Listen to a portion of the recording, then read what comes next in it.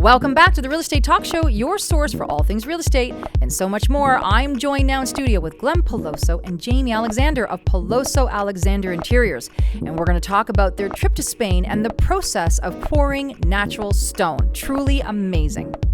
Okay, now, you boys just came back from Spain. You need to explain why we're there, and I'm sure you had way too much fun. It was beautiful. I mean, just seeing Spain's architecture by itself and nothing else. So even if you're just cruising down the street in a bus, getting to a destination, everything around you is beautiful architecture and design. You're in awe the whole time. You are. Okay, so why were you there business-wise? Those stonemasons and the people that lay things out from the architecture, even the carvings on doors, there was such attention to detail. Truly an art form, right? And we were really there to see the process of where marble comes from and the quarries, and seeing the process of mining it out, and then seeing the process of quartz being made and Decton and other new products on the market. Right. Which is amazing, because people don't realize what is on their countertop or their backsplash, really how that all came about. Well, I mean, I wrote about this in the Star recently, that people sort of think that stone comes from the design center. You just go and pick a piece and it's done. But really, it can be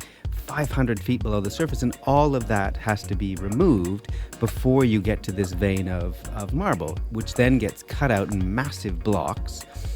And then transported and then sliced into pieces, polished on one side, and then transported around the world, because every part of the world has a different kind of stone, right. Before it finally gets to you. I mean, we were at the Cosentino plant, which is beautiful, but also massive. Like the Decton factory looked as though it should have been the set of The Matrix. It was amazing. I mean, these factories are all the size of shopping centers, and they have 11 factories going just making quartz on its own. Correct. And so there's a lot out to see.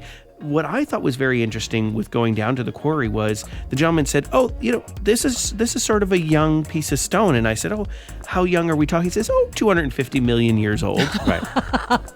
Don't you think everybody... And that ends up in your kitchen. Right. Exactly. And then it's why I always joke with clients who are saying, I like this piece of marble. I wish it was a little bit more gray. And I say, it's coming. It's back ordered for about 200 million years. If you don't mind waiting, we'll get it for you. No problem. Right. Don't you think it's an important design experience, though, when people are thinking of using natural stones in their home? And I don't care if it's the veneer, the thin stone, if it's for a fireplace, backsplash, or countertop. Bottom line is, it's an experience to actually go to a quarry, to pick them out, and more importantly, to go see the granite, to go see the marble, to go into those places and see the big slabs and actually hand-pick. It's just one-of-a-kind experience. Even if it's a showroom that has it and you can't get to a quarry themselves, oftentimes when we're working with natural stone with a client that wants that as their preference, we will actually take them to the showroom to see the actual slab they're going to get, because there's a lot of unpredictability with stone. Although you might look at a little sample and say, here, this is what Carrara marble looks like, the actual fact is you might have a piece that has an orange line through it or has some sort of mineral that ran through natural. it. It's natural. To me, it's sort of like going to an art gallery, because you really get to see. It's almost like Impressionist painting. It's custom. It is true. You're picking what suits it is you. Truly one of a kind. There is no other piece of stone. It's yours and only yours. There's the one next to it is going to be slightly different. So it is really, really customized. So talk to us in terms as designers. Do you love using stone in spaces? Stone is a big word to use because some people say, that quartz product stuff, that's just all man-made. And the reality is there is man-made elements to it, but the actual quartz itself is a true mineral.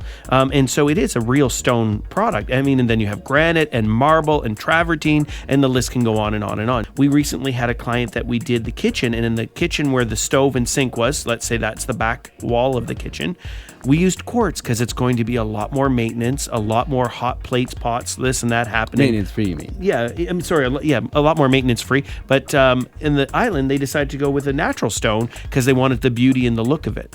So it's, really it's personal preferences. What about, though, if you don't mind me asking, Glen, in terms of the, veneer, the thin stone, you're seeing a lot of wall features, fireplace features.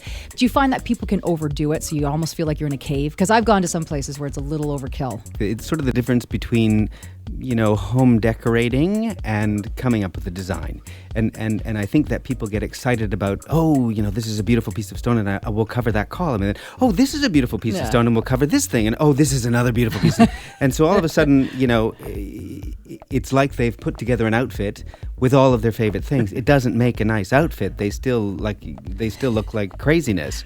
You have to sort of say, this is beautiful and it will be the feature, as opposed to having 12 features and then we don't know where to look. You've lost because the there's feature. no sense of design. They, I love this. Let's buy it. I love this. I buy this. And sometimes we forget the whole thing has to come together, and that's Right. where the inner designer has to trump the Debbie decorator in us and pull it all together. And that's where you guys come in, Right. because a lot of people, we do that. I mean, we get carried away. We go to places, and what you love, you get. And then even when you go home, you think, oh, I wish I got that. So the next day, you're going to head out there to make sure you do. And then you're not just going to get one, you're going to get 10. Right. And sort of answer your question about the veneer stone. Veneer stone is a great product, and we use it in appropriate places. So we still do use that product, and we think the product is pretty fantastic, but it needs to be in the appropriate place or application. When we return, Peloso Alexander share their tips for achieving maximum ROI when renovating.